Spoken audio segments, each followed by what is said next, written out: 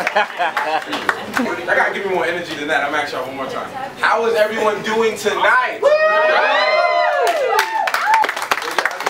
Share my story. My name is Jean Clervil, aka Mr. Changing Lives, and my goal is simply to inspire the lives of millions directly and indirectly. I call myself a dreamer first and an entrepreneur second. While in college, I self-published a book of poetry called Your Life in My Hands. So I always wrote poetry, and every time I would go to an open mic, somebody would say, "You should write a book, you should write a book, you should write a book." So after about the 100th time or so, I was like, you know what? Maybe I should write a book. So then it took about a year and some change to, find a self-publisher and things of that nature. But once I actually got it done and did all those things, I invested all my money into the book, and I was flat broke. I didn't have enough money to actually buy the copies to have that book signing. So I'm thinking to myself, how can I get the money? So I supported my friend, his name is Maroof. He always had like buttons of his that I was always buy to support him, and they just said his name. So while I'm in the student center one day, I say to myself, why don't I make my own button, but not only that, put a quote on the button that inspires people, and it's from the book.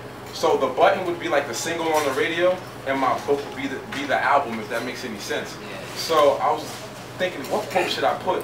And it just fell into my head. And the quote that I chose was that a person doesn't die when he or she reaches the grave. They die when their dreams do. And that's from a poem in the book called The Wealthiest Place on Earth. Because in that poem I described how the wealthiest place on earth is a cemetery. Why? Because that's where people who didn't follow their dreams, they went with their dreams, their talents, and their abilities. So I'm like, I gotta put this on the quote, I gotta put this quote on the button and just see what happens. I ordered like 50 of them, do like a test run, and then my friend is a Saturday.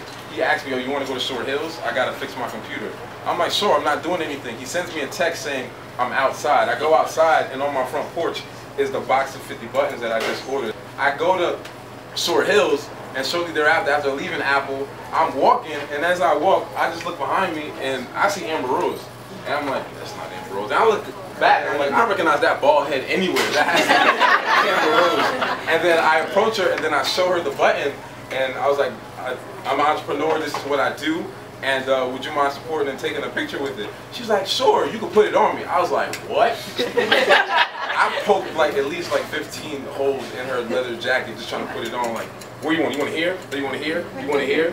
And then after 20 minutes of that, and I actually, can she take a picture? She decided to take a picture. I put that on Facebook and Twitter, and then that was a Saturday. By Monday, I sold out a button. Spike Lee, Al Sharpton, Big Sean, Tiana Taylor. And then as I started meeting all these different people, I decided, why don't I take this to social media and Twitter? So I go on Twitter and I tweet my quote to Rev Run at first. It was a Sunday. I tweeted it to him. And then after that, 15 minutes later, I'm leaving church, my phone is blowing up. I'm like, what happened? Check Twitter. I check Twitter, and then he uses my quotes and put my name in it. And I'm like, what? And then he had like 2 million followers at the time. So my mentions and stuff were going crazy. So I'm like, if he can do it, who else can do it? So I started randomly sending it out to different people. And then after him, I got Pharrell. Then I got people like Funkmaster Flex, Free from 106 Park. And then I got Tony Robbins. Does anyone know who Tony Robbins is? He's like the #1 life coach like in the world. And then he saw it, and then he began to follow me and gave me his email. Then 2 months after that, on February 19th, 10:01 p.m., Oprah Winfrey decided to retweet the quote. And after Oprah retweeted it, I was like, you know what? I done made it. I'm doing backflips. I'm like, Oprah tweeted me. Oprah tweeted me. My mother don't even know what a tweet is. You know what? I'm happy for you. And then when that happened, my website crashed and things of that nature. But I'm telling you guys this not to impress you, but to impress upon you that I had an idea. I had a vision called Changing Lives, and that was to inspire people. And I had that idea, but I acted on it. I had the idea to do the buttons, I acted on it. I had the idea to do the books, I acted on it. And even though I had an obstacle, I invested all my money in the books, but I didn't have money to actually purchase my own copies. That didn't stop me. I always tell people, you gotta respect your intuition, because just as soon as I saw those buttons on my porch, my intuition said, just bring them with you. So I'm just happy to be here. This is actually my second book. I am glad to work with Roman and Joe. I open up the book with 10 quotes that'll change your life. So I open up the book with quotes of mine and quotes that I live by. And I basically describe that if you apply these quotes, you will see a change in your life. Because they always say that knowledge is power. I'm like, I completely disagree. Because you can see a stop sign, but if you don't apply the brakes, you can kill yourself or somebody else. So you can have the knowledge, but if you don't apply it, it's useless. You're doing yourself a disservice. So that's how I open up the book. I'm at a loss for words, and I appreciate everyone here, people that I know, people that I don't know, and I hope you guys enjoy yourself. I do have the Changing Lives pins if anybody want to purchase them with the book, but if you have any questions, feel free, and thank you!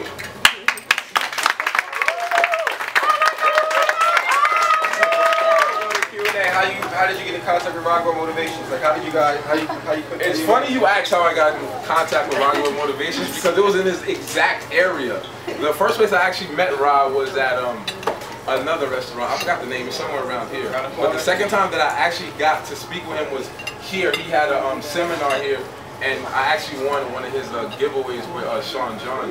And then after that, I heard of him because when I decided to do the Changing Lives movement, somebody actually told me that, yo, I just saw this guy speak at Keene, you should get in contact with him. So he gave me Rod's information via Facebook, and I just sent him a message saying that this is what I want to do, and I see that you're currently doing it. Because one thing I learned is that you can't see the picture when you're in the frame, so you should always seek a mentor, someone that's doing what you like to do and is currently successful at it. So I just went out on a limb and sent him a message, and he replied, and then I started to go into different seminars, and then we got to build a rapport. And then as soon as we got to build a rapport, one thing just started to align, and then next thing you know, he wanted to work together. So I couldn't deny myself and himself that opportunity. So it's funny because it all happened here. It all happened here. One of the seminars happened here when I won one of his giveaways. So that's how I met Ra, and wonderful things are going to come out of this partnership that we have. And one more thing I'd like to say, the actual term for Changing Lives pin came from my friend right here named Ish, who's currently recording. How I first called it was just motivational pin back buttons. But since I kept, using the term Changing Lives, that's what I went by. And Mr. Changing Lives is just a name that happened to just stick to me. But he wanted a button. I like that name, and I'm gonna run with it. So I just want to give him the credit, and woo! To be honest, my biggest obstacle has been to stay positive. People think that because I tweet positivity and this is what I do, that it's something that's easy. Staying positive in a negative world is very, very, very, very, very, very difficult. Sometimes I just wake up saying like, I don't want to do this. I don't want to do this, but I know that I can spark a light in someone else. And even some things that my mother didn't tell me till I was like the age of 17, until she believed that I was old enough and mature enough to actually, be able to understand what she was saying. Even at birth, almost died at birth. At the age of 2, I almost died in the fire with the babysitter. And I didn't know these things until like recently, but I know that I'm here for a purpose. And I know that I'm supposed to tell people that my whole purpose is to help people find their purpose. There's no point in having a gift if you don't unwrap it. There's something that you were born to do that no one else can do the way that you do it. Every day you need to be perfecting your craft, because by doing that you illuminate a light for someone to do that themselves. So I know that in order to stay positive, it's a job.